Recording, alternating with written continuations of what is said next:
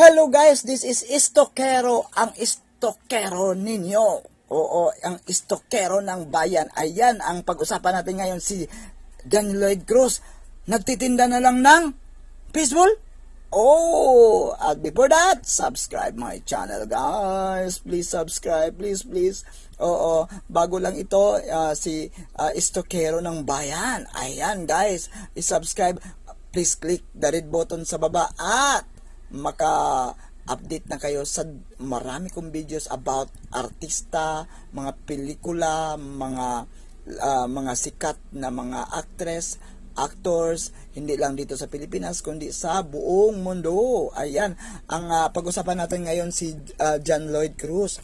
14 pa lang siya, ang gwapo-gwapo na niya guys. At sumikat siya noong year 2000. Napakasikat ni John Lloyd lalo na sa Kulit at Tabing Ilog noong sa mga TV ng ABS-CBN.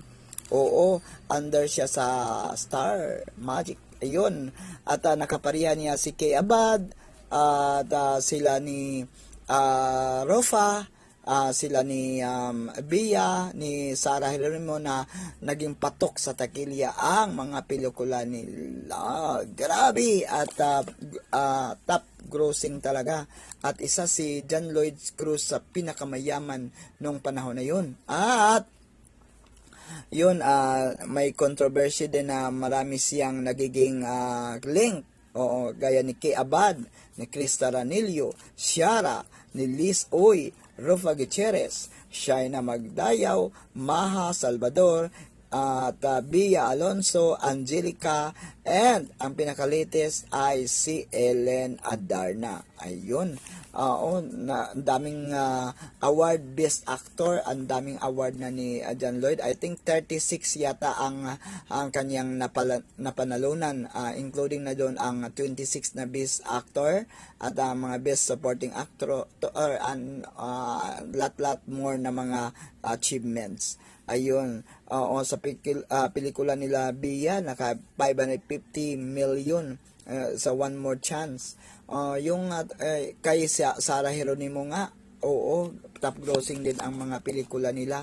Kaya isa si John Lloyd na napakasikat nung year 2020 hanggang 2016. At doon lang siya naglaylo nung 2018, oo. Nang dahil nakilala niya si Ellen Adarna at yun na nga, nagpunta sila sa Cebu at yun, nagkaanak sila at yun na nga, sa Cebu na sila living simple life. Oo, ayun, si John Lloyd, ang mga mukha ni John Lloyd Cruz doon sa Cebu, ito na ngayon ang bagong mukha ni John Lloyd. Nako, isa siyang sikat na milyonaryo noon at isa sa top richest man in celebrity in Philippines. At ngayon ay ito na po ang kanyang hitsura. Oo, para ng ermitanyo.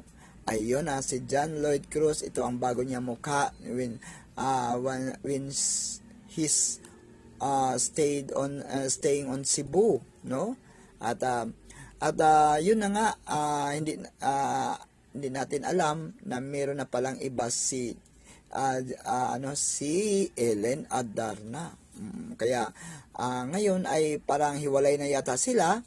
Kaya yun, si John Lloyd Cruz ay makikita na kahit saan-saan. At nakita siya doon ng isang istokero na nagtitinda na lang pala siya ng baseball. Oo, ito nga, at marami siyang paninda. Oo, baseball na marami. Oo, at sa isang tiyanggi lang. Parang kariton lang yata ito, no? Yun na nga, sa kariton siya nagtitinda ng baseball. Oo, at yung gulong-gulong ng motor, yun po yung kargahan ng ating baseball ni John Lloyd Cruz. Oo. So, yun ang controversial ngayon na nakalap-kalap ng ating istokero na si John Lloyd Cruz daw ay nagtitinda na lang ng Facebook. Gaano ba ito katotoo, istokero? Okay? Oo. Yun. Ito talaga ang pruweba na si John Lloyd ay nagtitinda ng kaniyang mga panindang baseball at kikiam or mga yung itlog. Ay yun po. At sino bang katabi niya? Or baka tindera lang ito at si John Lloyd pala ay bumibili lang ng baseball. Ayun, ito na po si Stokero. Oo, ini-stock po natin si John Lloyd at hindi totoo na nagtitinda lang siya ng baseball, kundi bumili lang siya. Ayun, thank you guys. Subscribe my channel guys. At marami pa akong i-cover na mga celebrities, mga artista, mga sikat na artista, hindi lang dito sa Pilipinas, kundi sa abroad.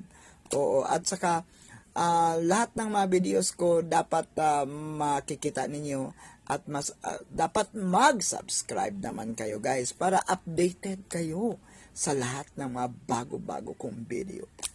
Ayun. Oo, thank you guys sa pagpapanood and I hope na tawag nito yung nasisiyahan kayo. Na si Stokero, ang Stokero ng bayan. Ayun. Subscribe, please subscribe guys. Bye!